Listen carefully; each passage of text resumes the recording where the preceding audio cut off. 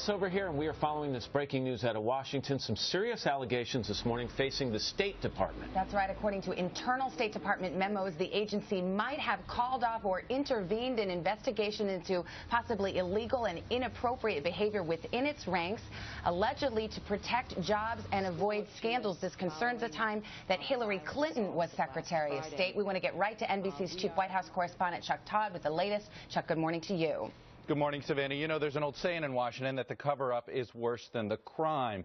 But in this case, both parts of it are disturbing. Allegations of prostitution and pedophilia, and allegations that those crimes were somehow covered up or not looked into. So the State Department this morning is having to respond to those claims and those investigations of misconduct by State Department officials, including by an ambassador and security agents attached to then Secretary of State Hillary Clinton. And the allegations are that these investigations were whitewashed, quashed altogether, and that those orders came from high up. NBC News has obtained documents related to ongoing investigations into some disturbing allegations involving State Department personnel and at least one ambassador. A State Department memo says the ambassador, quote, routinely ditched his protective security detail in order to solicit sexual favors from both prostitutes and minor children. The memo also says a top State Department official directed department investigators to, quote, cease the investigation into the ambassador's conduct.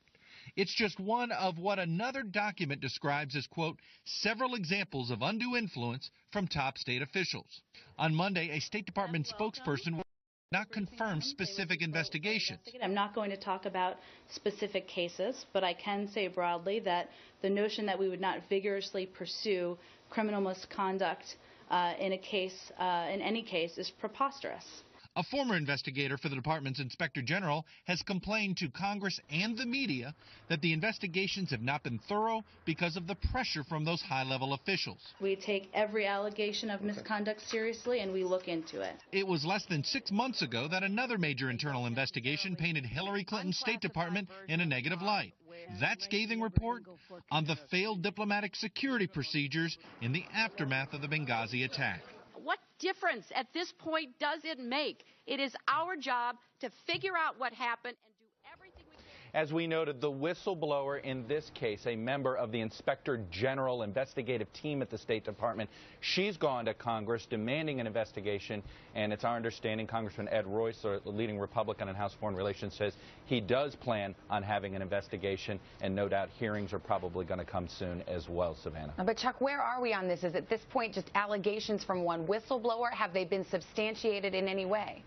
Well, here's what it is. The whistleblower says that this report, that the internal investigation having to do with how diplomatic security even investigated these allegations, that's where this scathing report came from. It's how the investigators somehow dropped the investigations, including into this ambassador and onto some other deal, including on folks that were part of security detail. So the allegations themselves haven't been fully substantiated by us, but this Inspector General whistleblower believes that the evidence was clear, but the problem was the investigation wasn't done in time to find out for sure if this misconduct was happening. More to come on this for sure. Chuck Todd, thank you very much. All right, and we are following